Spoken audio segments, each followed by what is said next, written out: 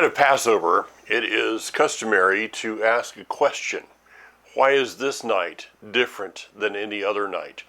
With that as a backdrop, I asked a question on Life on Purpose last night. We were missing one of our guys, but myself, Daniel, and Ryan were on, and I asked them, why is this war any different than any other war?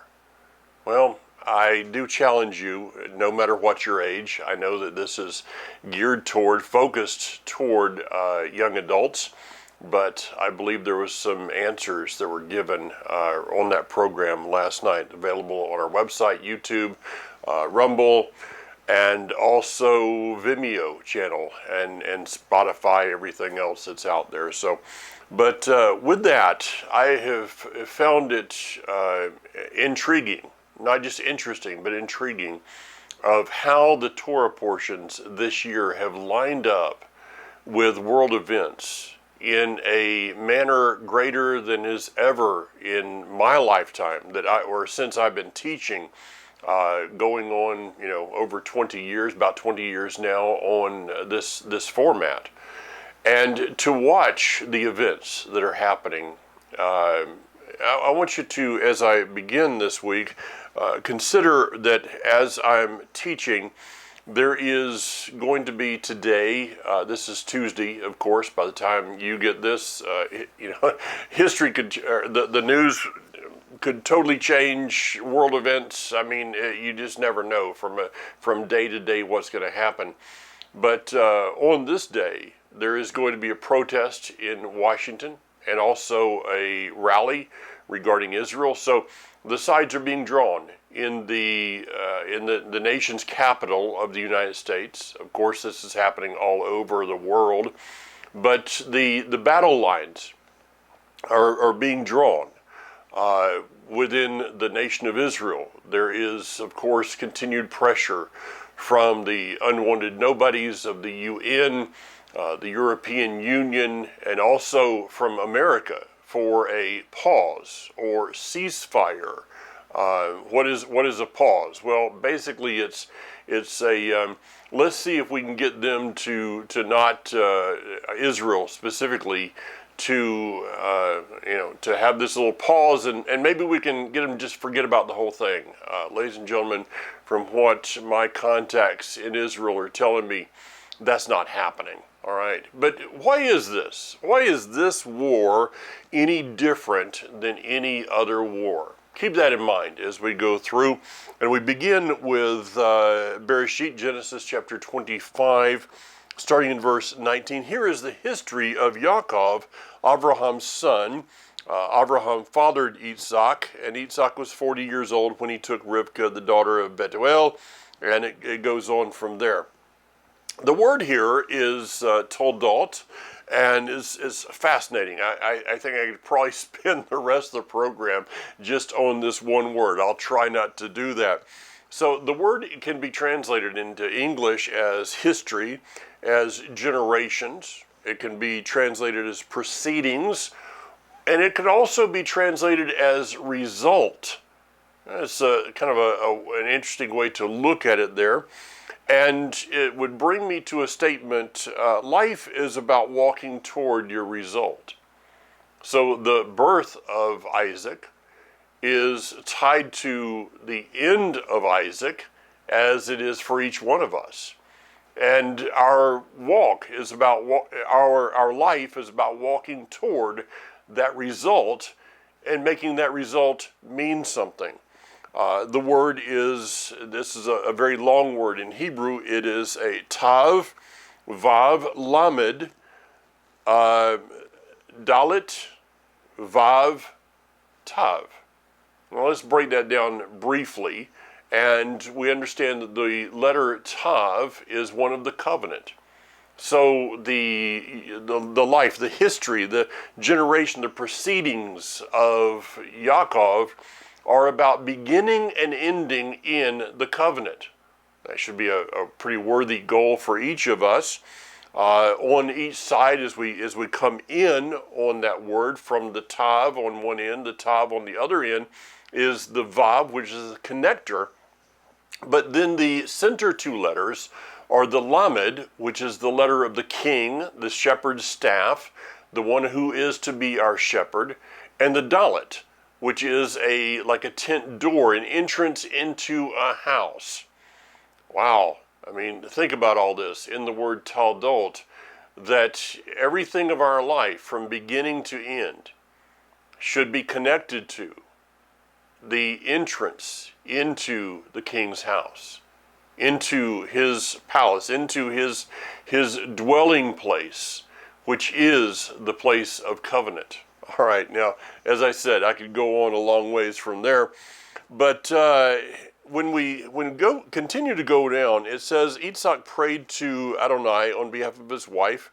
She's childless. Once again, we have this thing of barrenness, and it's just a theme that goes through with Abraham, with Isaac, with Yaakov. This theme of barrenness. We go over to the book of John, chapter 4, and each one of these women, their barrenness is revealed at a well. Now, remember that of a well for just a moment. And it says in verse 22 that when he prayed, Yaakov prays for his wife, and she, of course, becomes pregnant. Now, considering that when he marries her, he is 40 years old. And we will see in just a few verses that when the two boys, Jacob and Esau, are born, that he is now 60. So for anyone who says, I prayed last week and nothing happened, well, he prayed for 20 years. Why? It is not just about the babies. It is not just about his wife having a child. He is praying for, he is entreating, the word in King James, and I have in my scriptures, he was digging through for the answers, because he understood, the same as his father had understood, that the covenant does not go on without descendants. Now, fortunately, he has learned from the mistakes that his father and his mother made, and he's not bringing an Ishmael into the scene here. But with the prayers come the battle. Now consider it for a moment that the battle inside the womb of Rivka is so great that she's like, why in the world am I even alive? I don't want to say that I know much of anything about pregnancy, except for, being the bystander. It doesn't look like a lot of fun, from beginning to end. It really doesn't look like that. So, but imagine the point that you figure out that there are twins there, and the battle is raging inside of Rivka to the point that she just is like, I don't want to go on living here. But the covenant has to come forth. Now, the answer may be a battle. The answer to Yaakov's prayers, isn't this kind of funny? He prays and his wife endures the battle, okay? But he's going to get involved a little bit later on. He prays and the battle begins. Well, I tie everything right now to what is going on in Israel at the moment. That for centuries now, Jews have been praying for the redemption of Israel. And if we go to the Siddur, the prayer book, what do we see? That in the blessings and prayers that Kathy and I do during the time of the new moon, that all Israel would be one, that he would gather in the dispersed from the nations.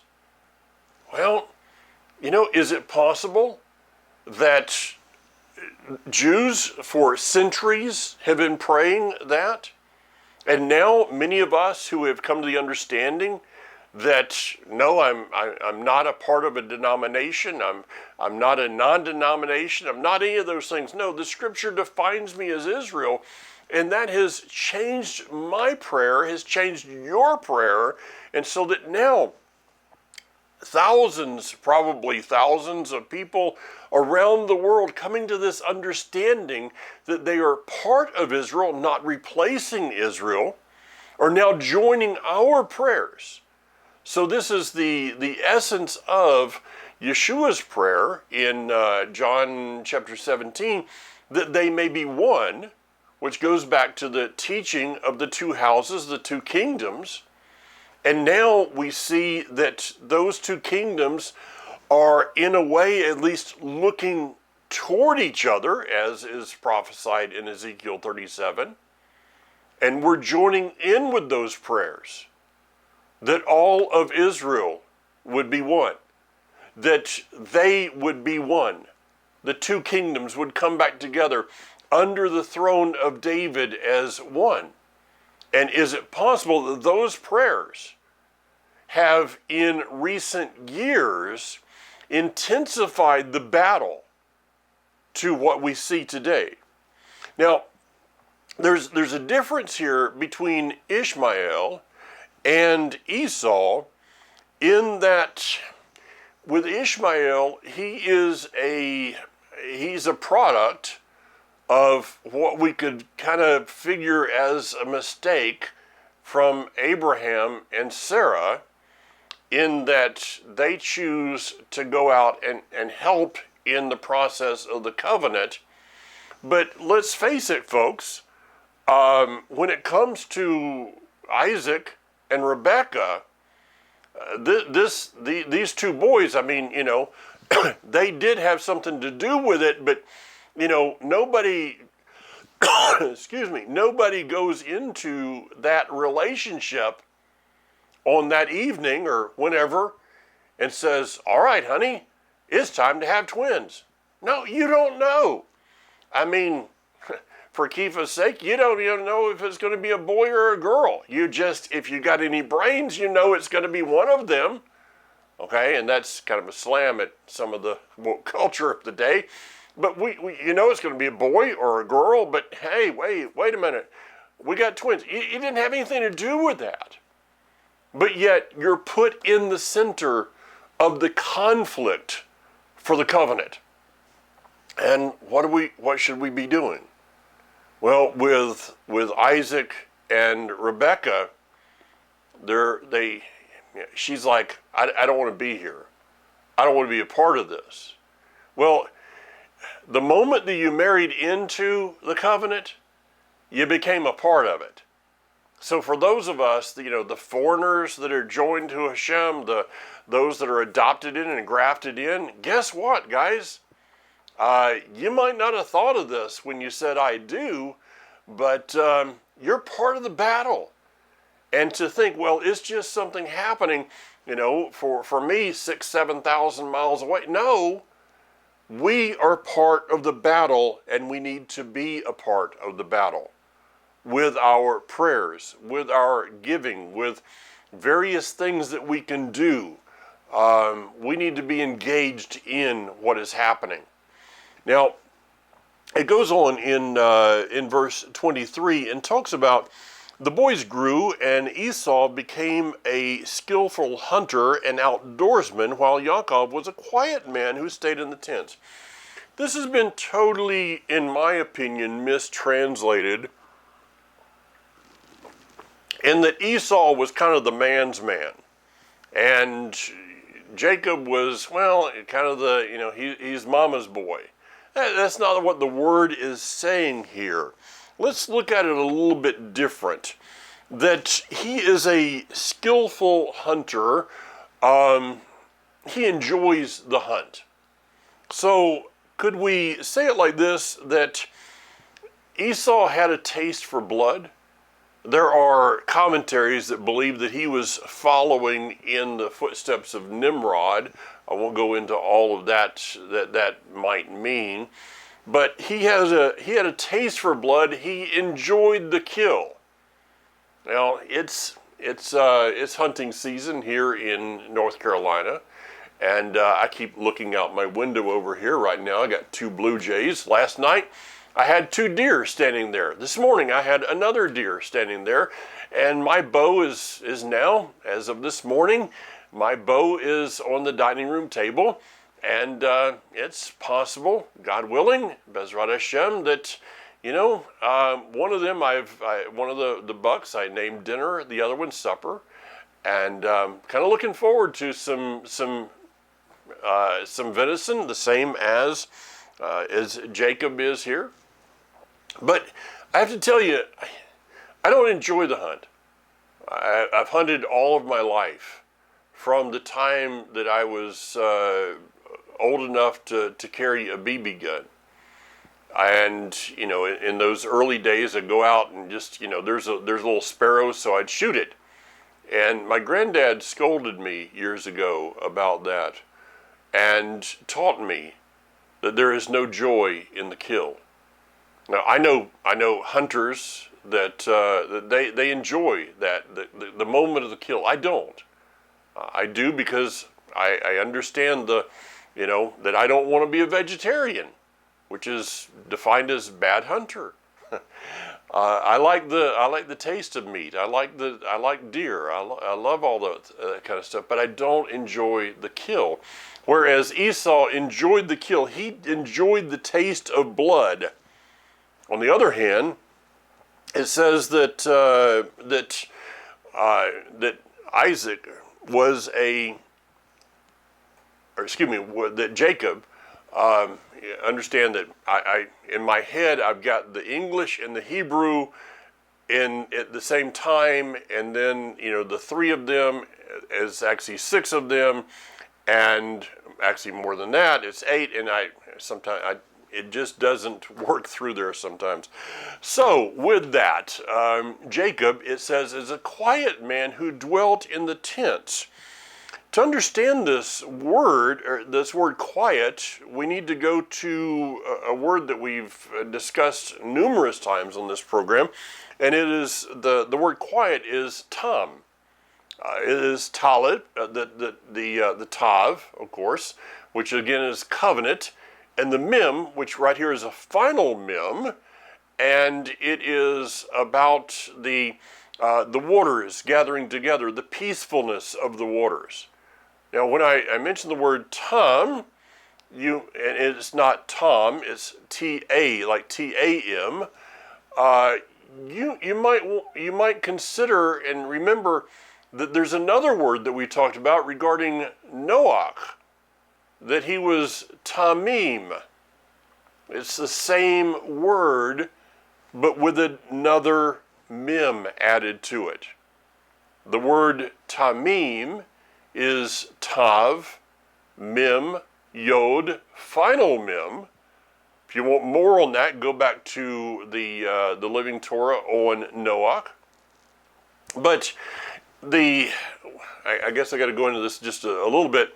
It is the covenant, but it is like, I referenced it as like jumping into a raft on a river and going through the process of the rapids in order to get to that quiet pool on the other end, that quiet lake on the other end. Whereas the word tam, which is the word translated quiet, doesn't have that first mem, that center mem in it.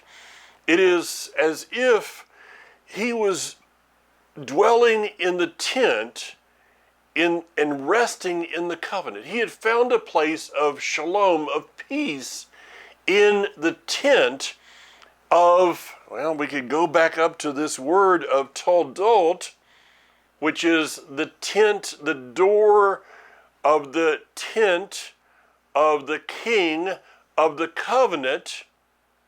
He had already found his place of rest. Can we say that today?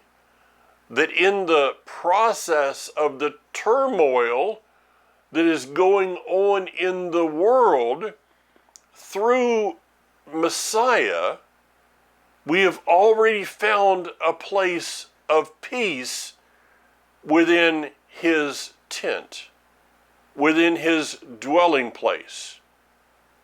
That's a good question to kind of ponder a little bit. Now, it goes on in chapter 26, and we begin to read about this.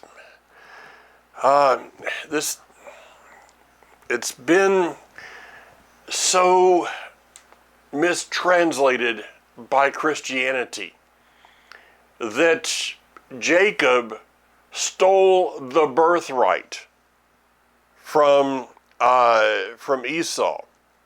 Actually, this is still in chapter 25, the last verses. Read it for yourself. Okay, first of all, the word Yaakov does not mean supplanter. Now, many have taught on this, so I'm going to go over it very briefly. Yes, it does mean to supplant, but if we look at the word, it is about the protecting. It is as if, I guess the best way to describe it is in the womb, as the two boys were coming forth through that birth canal, that there is a struggle of who is going to be the firstborn.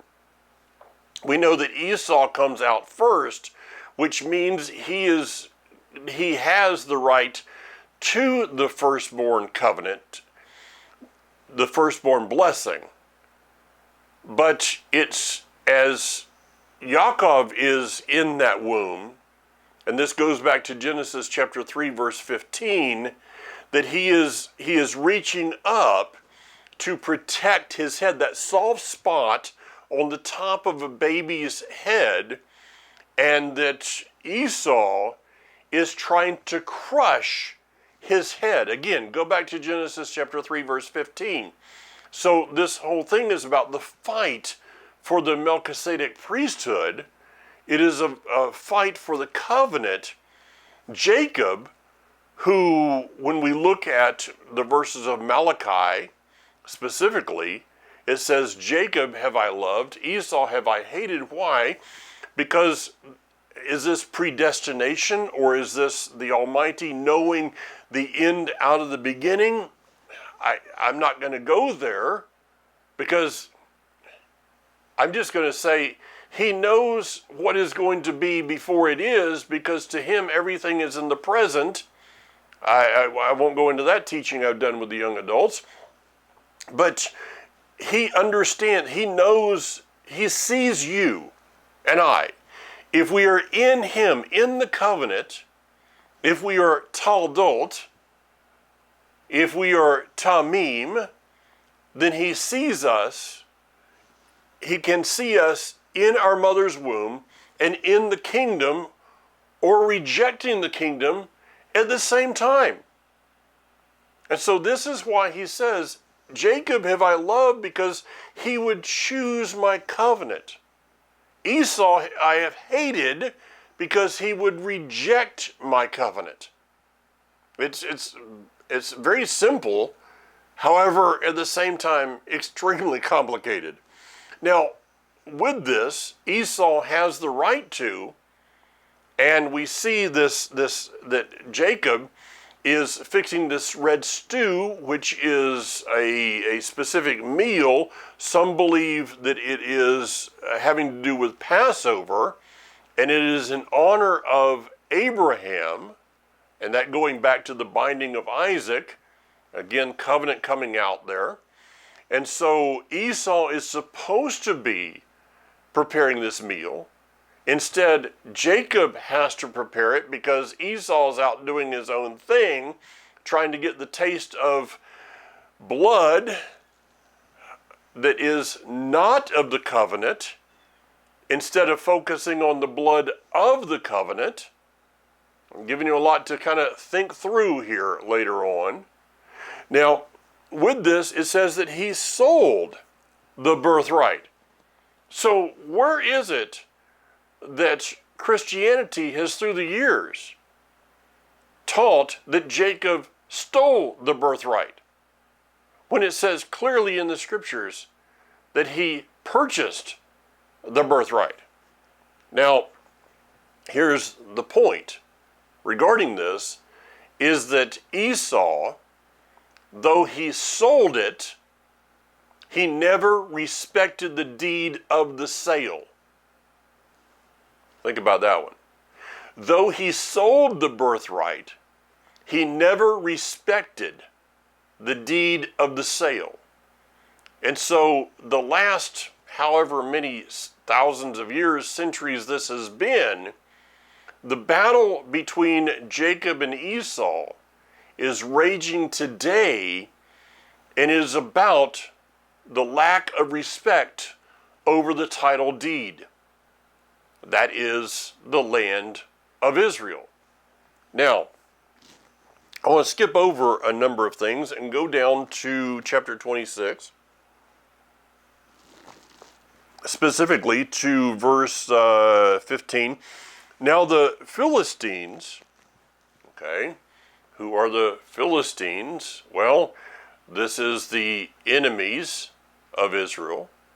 And if you study out the word of Palestinian, the word Palestinian was on purpose tied to as kind of an in-your-face with Israel, with the land and people of Israel, with the Jewish people, with the nation of Israel as it is today. The word Palestinian is tied to the word Palestine or Philistine. And think about it for a moment. Go back, for those of you that remember. I was thinking about this the other day as we see this battle raging in front of us. It was 1973, I think it was, 72, 73. I was in Jacksonville. I had some cousins that lived in San Jose, California. And my mother, of blessed memory, decided that she wanted to send me out to California to spend some time with my cousins out there. It was a wonderful summer, a few weeks that I had. I'm not sure exactly how long.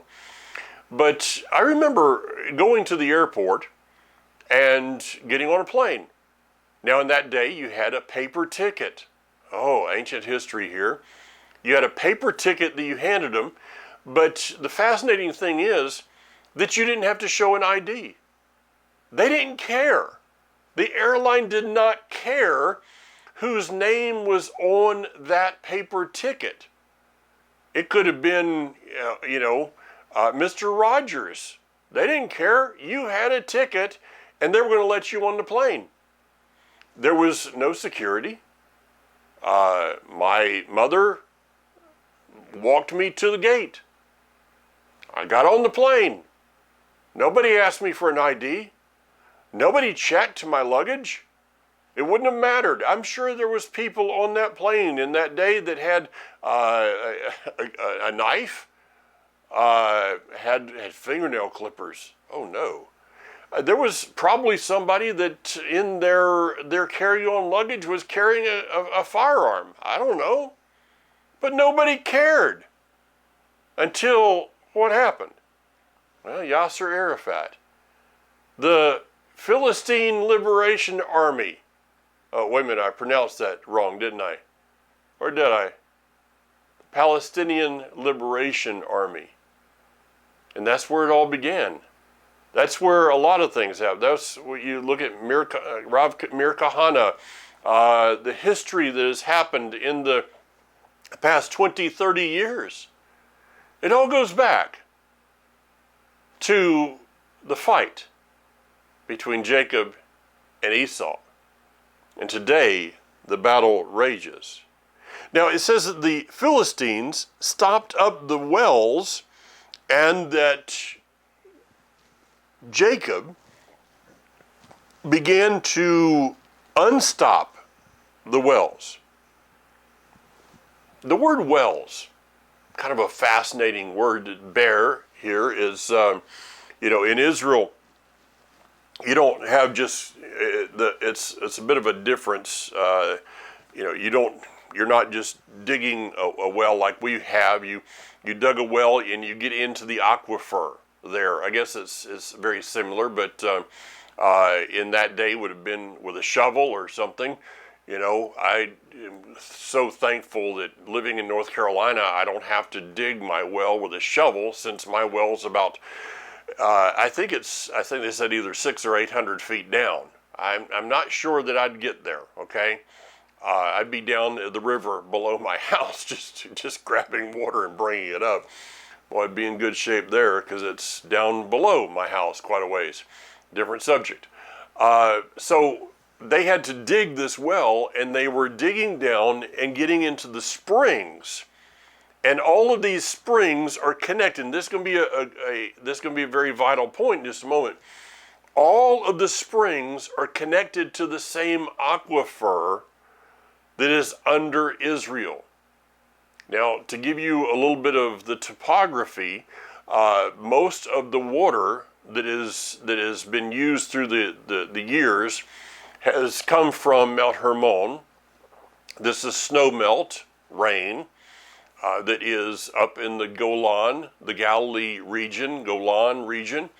And this is held today in reservoirs that feed the Galilee, the Sea of Galilee, Lake Kinneret. This all feeds into the Kinneret, and that has been the water carrier. Well, with the population now of Israel, the Kinneret has not been able to supply the water that is needed. We see that because the Dead Sea is really becoming dead. There's not enough water going down the Jordan River to keep that up to any level. And so Israel has done a couple different things. They've looked at using the water that is in the aquifer, but as with the state of Florida, there's some complications. When you start draining that aquifer, what's going to happen? In Florida, it becomes sinkholes, which I'm very familiar with, being from there. And so the ground basically just kind of opens up, and if your house or your Corvette is up there on top, it goes down. So they were looking at that. Well, Israel has now come up and has developed desalination. Why the Palestinians couldn't have used that same technology? Well, it's very simple, because they were using their funds to build tunnels that wouldn't have water in them, but instead would have missiles and terrorists and ammunition. Just saying. So, in that day, all of these wells were connected to the same aquifer, which gives us another level here of understanding, is that the root word for wells, ber, is a word which has a different meaning and can be letters on a tablet. Yeah, I just said that. The word for well that's used here, the root word has about 3 different meanings and is at one place used, 3 different places. I'm going to give you the reference, so grab your pen. Letters on a tablet. Now, references.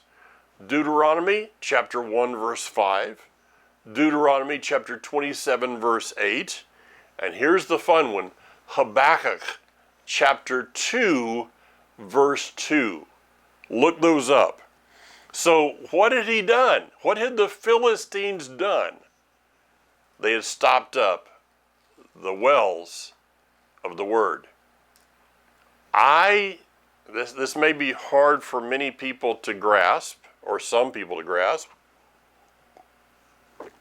Maybe not most of you that are watching me, but I would submit to you that denominational Christianity, this is going to be harsh, denominational Christianity has been from the spirit of Esau, not the spirit of Yaakov or Jacob.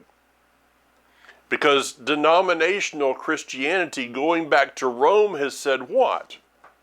That the Torah, the Word of God, the foundation for the Word, what is called living water, that has been done away with.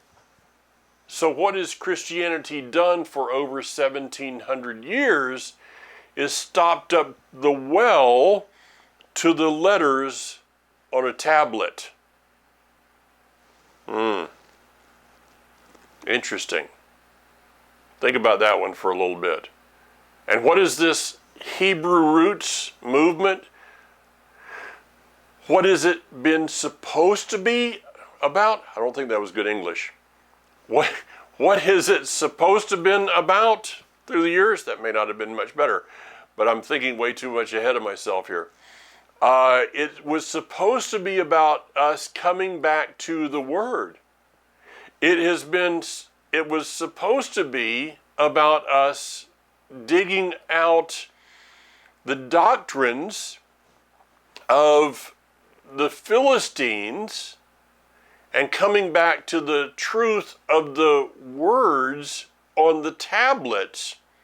And instead, people have turned it into arguments about all kinds of things. When you're arguing, go back and continue to read this. When you're arguing, you can't find. This is in the same chapter, in chapter 26, where the servants began to argue over the wells. When you're arguing about who is going to use the shovel, nobody uses the shovel. When you're arguing over who is going to get down in the well and do the shoveling, nobody's going to get down in the well. And so this is what, in many ways, this movement has become through the years, is arguments over the shovel. Arguments over who's going to do the digging.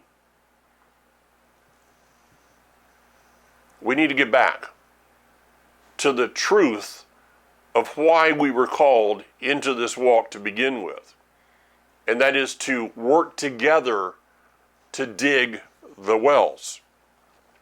Now, in the same chapter, verses 23, starts in 23, from there, Yaakov went up to Beersheba, the place of 7 wells. Adonai appeared to him the same night and said, I am the Elohim of Abraham your father. Don't be afraid, because I am with you. I will bless you and increase your descendants for the sake of my servant Abraham. There he built an altar and called on the name of Adonai. He pitched his tent there, and there Yaakov's servants dug a well. It doesn't say that they dug a well of Abraham, but they dug a well for Jacob. From there Isaac. There I go. Isaac. I probably got that wrong a couple of times.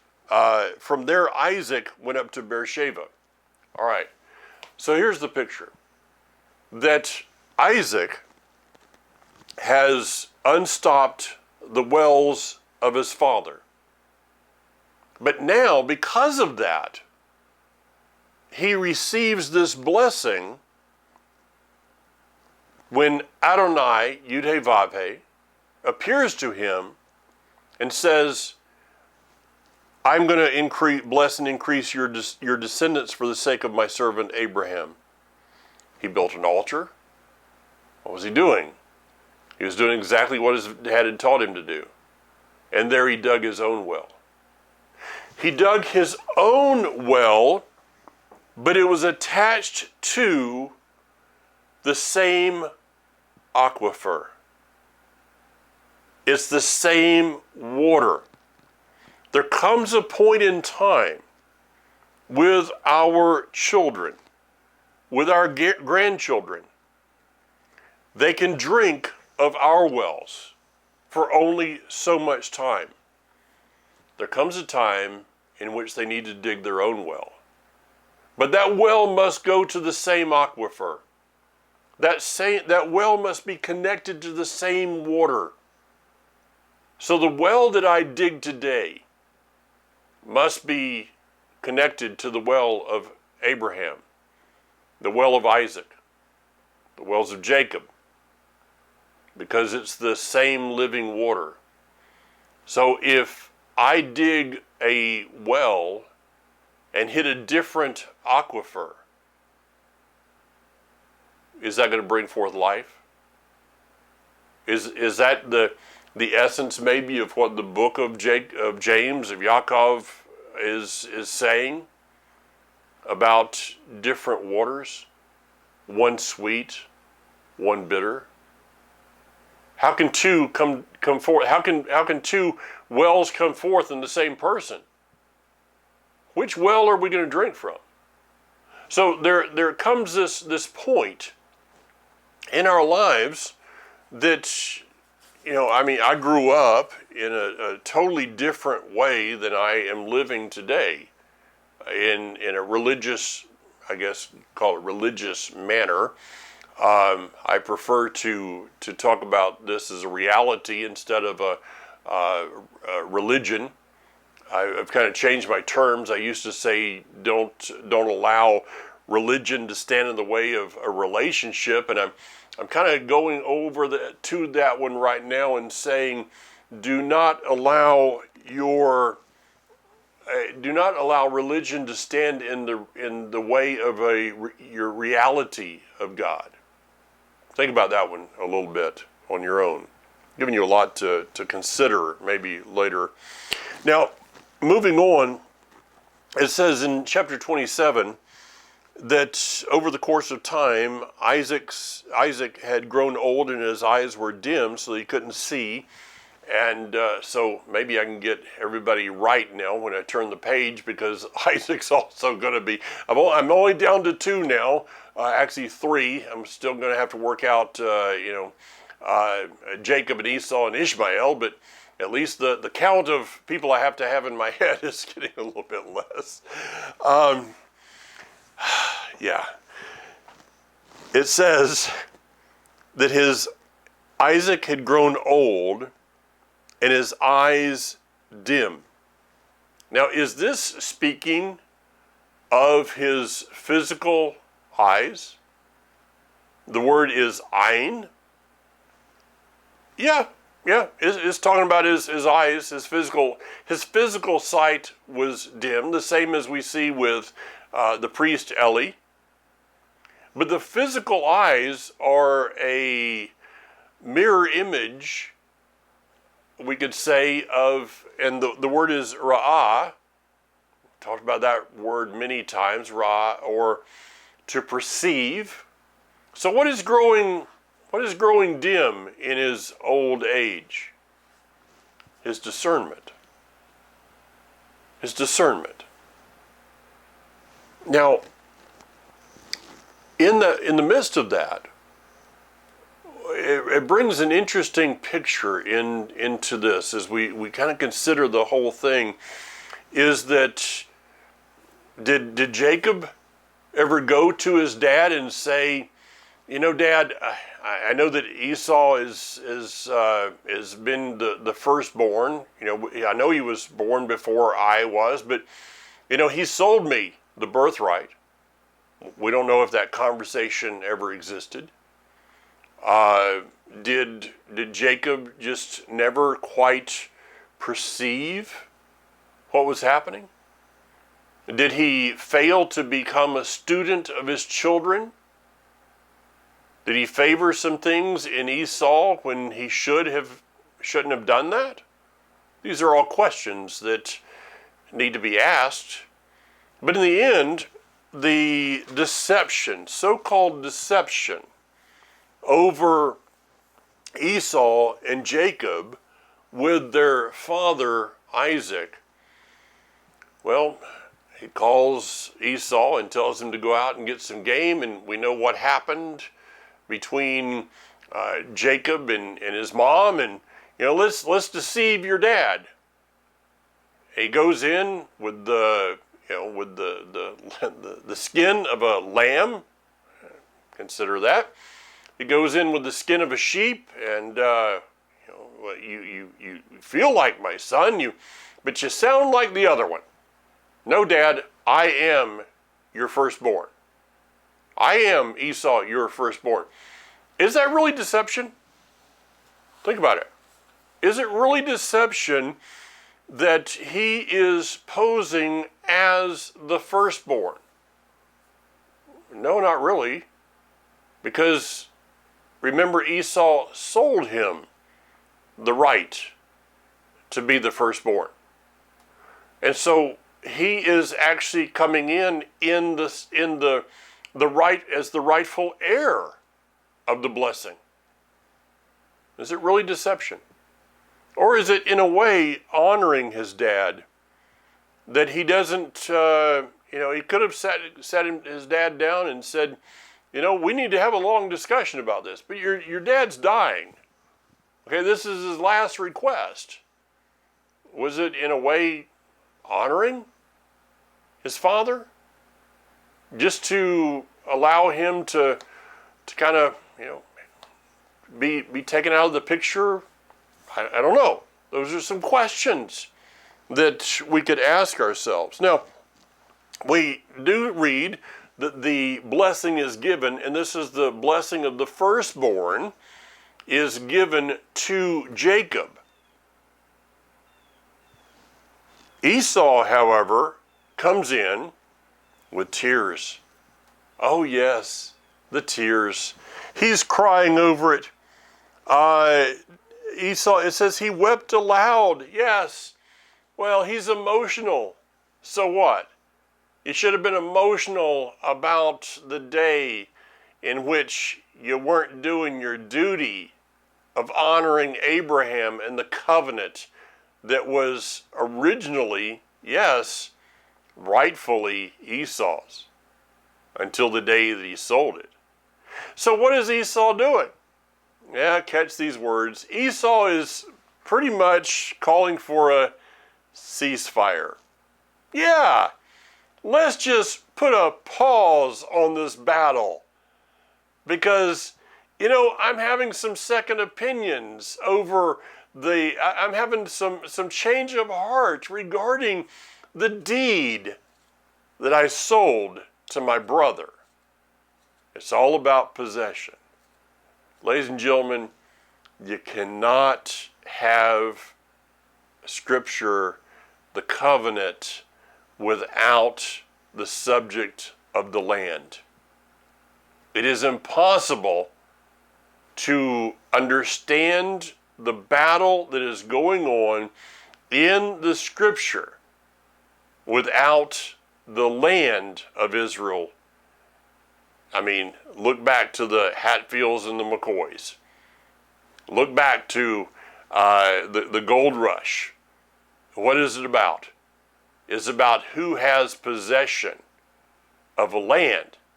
But is it really about the dirt or what the dirt stands for?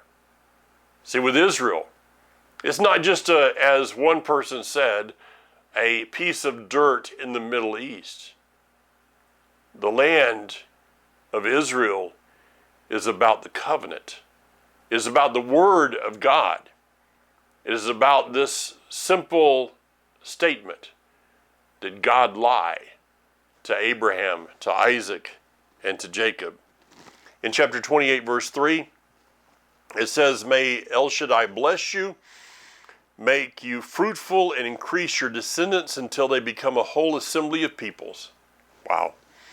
"And may he give you the blessing which he gave to Abraham, you and your descendants with you, so that you will possess the land.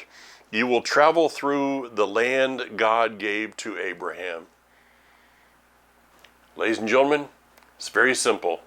It's about the land and who has the biblical right to it.